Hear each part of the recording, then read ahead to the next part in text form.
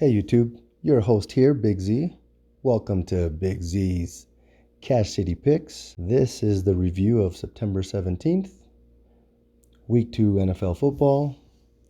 After looking at all the games, boiled it down to 4 winners, and I think we got a good chance with the 4 selections we've made. First up is Seattle at Detroit, where Detroit is favored by 5.5 points. Ultimately, I think they will have no problem covering. Last week, Detroit beat Kansas City in a surprising start to the NFL season. Goff is passing really well. Amon-Ra, St. Brown, and Josh Reynolds are very capable of generating a lot of offense, as well as the run game with Montgomery and Jahmyr Gibbs, the star acquisition for the year. Be ready for them to take control of this game, because Seattle, well, they have a problem. I see Geno Smith starting terrible this season, only mustering 112 yards last game. Also lacking for Seattle is the running game. They are going to have trouble against a stout Detroit defensive front line. Seattle's defense, can they stop a passing attack? I think not.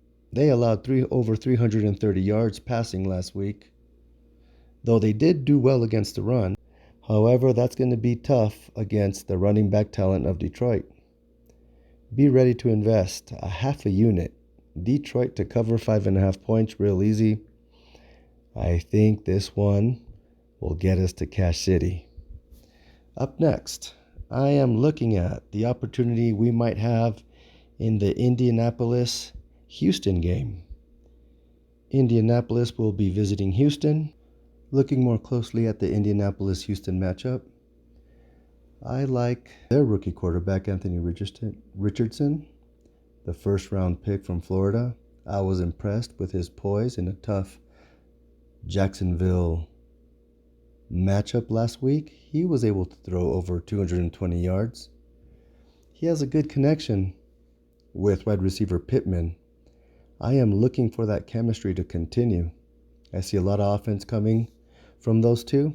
And also, I like the fact that running back Zach Moss, returning from injury, will also be able to join that offense and do some damage to the Houston defensive ranks. Houston, as I look at them, I see that even though they got in a close first half matchup with Baltimore last week, there was no second half adjustments made by that coaching staff. Houston, again, not a great program, I don't think. I'm unimpressed with their offense. I'm unimpressed with their defense. They allowed over 100 yards rushing last week against an unimpressive Baltimore backfield. Even though that backfield scored 3 touchdowns, there was not a bigger run, more than 4 yards, I don't believe, from those scoring running backs. Now, they're going to go up against Zach Moss. I think he's ready to come back and do some damage. I say we confidently invest half a unit. Indianapolis to cover 1.5 points, no problem.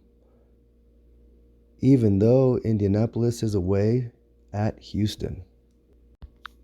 So the next matchup where I see a lot of opportunity is the LA Chargers at Tennessee Titans. No doubt about it, Justin Herbert is a quarterback phenomenon. He is a star.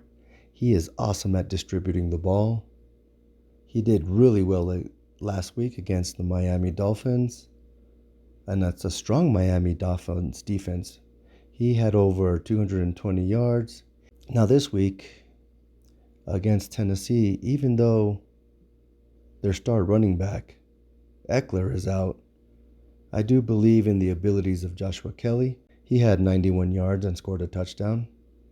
And I wonder if we'll see running back Elijah Dotson.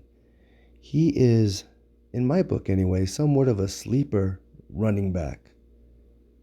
He did well in the preseason. I wonder if we will get an opportunity to see Elijah Dotson shine for the Chargers now that Eckler will be out for this game. What can we say about Tennessee going up against the Chargers? Last week we saw Tannehill play rather miserably. Even though he threw almost for 200 yards, his targeting was off. I believe he's showing his age. He had a poor performance as evidenced by his 3 interceptions versus New Orleans. He does have Derrick Henry to help him, but I think if the Chargers keep Derrick Henry under 100 yards, that game is easily in favor of the Chargers. Tennessee's defense last week allowed over 300 yards passing to Derek Carr. I say with confidence we invest 1 whole unit. Chargers easily cover 3 points. Not a problem. Let's get to Cash City. Okay then, that brings us to our final pick for week 2. And we are looking at the Cleveland-Pittsburgh game. Of course, this is a division game. And I'm rather excited for this game. I see Deshaun Watson is still warming up. He managed to throw 1 touchdown and 1 interception in his last game. But I think what's going to help Cleveland in this game is their running game. Pittsburgh can't stop the run. As we saw last week, the 49ers with McCaffrey ran all over Pittsburgh, 152 yards. And we know Cleveland's Nick Chubb also ran over 100 yards last week. He will be the end of this Pittsburgh defense. Last week, Pittsburgh only managed to score 7 points versus an elite 49ers team. But I'm thinking Cleveland is also a very good defensive squad. I mean, they did manage to shut down Burrows from Cincinnati for only 82 yards last week. Not only that, Najee Harris, like San Francisco did, for only 31 yards. If they do that, that's the key to the game. I think the Steelers will have their hands full. I think it is wise to invest 1 full unit in Cleveland to cover the minus 2.5 point line. Do it with confidence. I think we will make it to Cash City, where they will have to pay the man. Good luck to us this week in week 2. We'll see what happens. Hopefully we can carry our momentum in the same direction as our picks from week 1 have led us. May the luck be with us. We'll see you guys in the next session. Hope to see you in Cash City. Take care.